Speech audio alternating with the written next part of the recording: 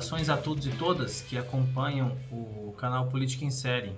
Me chamam de Exaú Rômulo, sou cientista político e nos próximos minutos aqui a gente vai tentar traçar um panorama um pouquinho a respeito de qual é que é o cenário hoje, 27 de outubro de 2020, sobre as eleições municipais na capital do Maranhão. Saiu uma última pesquisa que é de ontem, do dia 26 de outubro, que apontou o candidato Eduardo Braide, do Podemos, com 31,7% de intenção de voto, seguido do Duarte Júnior, do Republicanos, com 16,6%, Neto Evangelista, do Democratas, com 12,6%, e Rubem Júnior, do PCdoB, com 12,4%.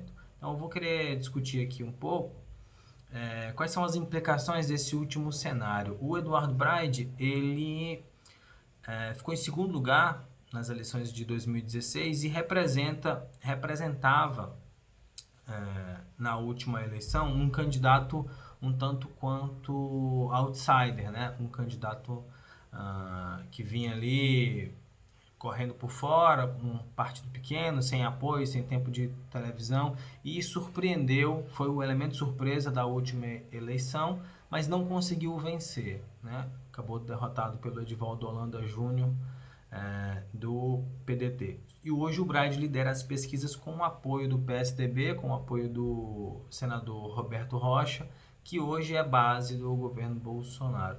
Por outro lado, a gente tem os outros três candidatos, Duarte Júnior, Neto Evangelista e Rubem Júnior, que compõem aí uma fragmentação do governo Flávio Dino, que se montou lá em 2014, se ampliou em 2018 e que depois da eleição de 2018 viu aí a sua base começar a se dissociar. O Flávio Dino até o momento se mantém neutro, não declarou explicitamente apoio a nenhum dos candidatos, e temos aí uma situação muito, muito peculiar dentro da capital ludovicense, porque a gente tem de um lado uma força de oposição. Eduardo Braide é oposição ao governo do estado, é oposição ao atual prefeito e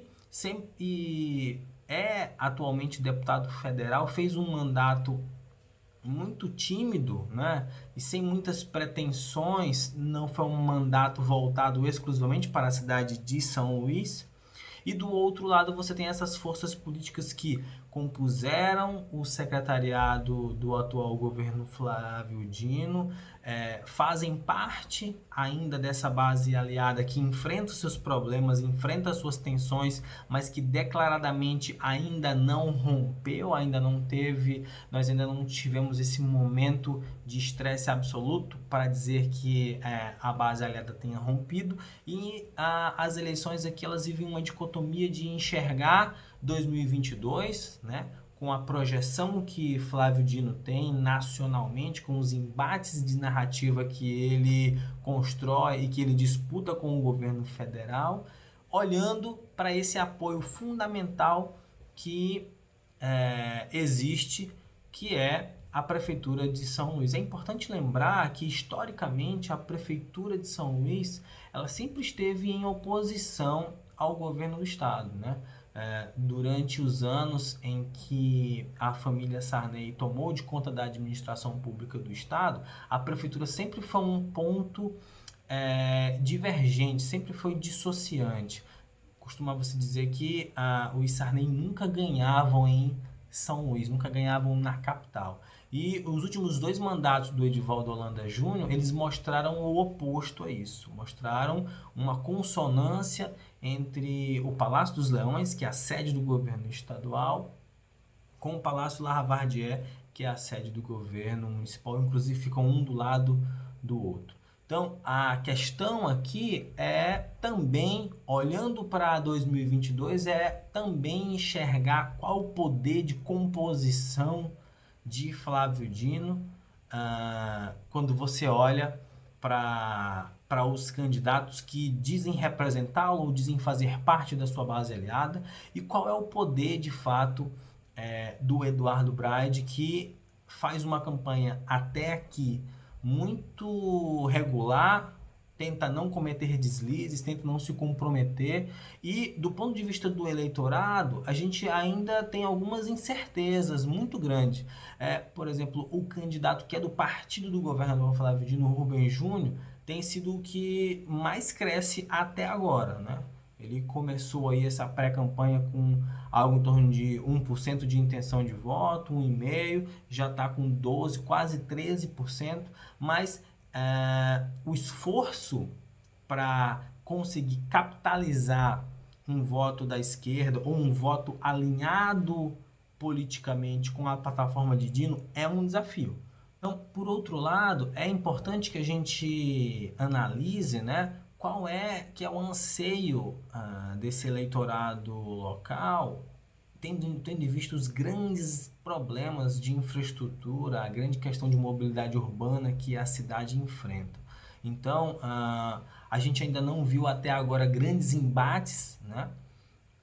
Nos 2, 3 debates que já tivemos entre os candidatos. A gente está ainda aí com um clima diferente na cidade em relação à movimentação de campanha, né? É importante a gente lembrar que há um contexto de pandemia que alterou a rotina, alterou a percepção do eleitorado sobre a atmosfera que antecede uma eleição municipal, que via de regra é uma eleição muito mais próxima, muito mais visceral, os ânimos estão muito mais acirrados, mas a gente pode afirmar que aqui em São Luís a gente tem aí um cenário que até 2 pesquisas atrás estava se encaminhando para uma vitória do Eduardo Braide em primeiro turno. Ele tinha ali algo em torno de 44%, 43% da intenção de voto. Isso começou a cair a partir do momento em que os outros candidatos intensificaram as suas ações de rua,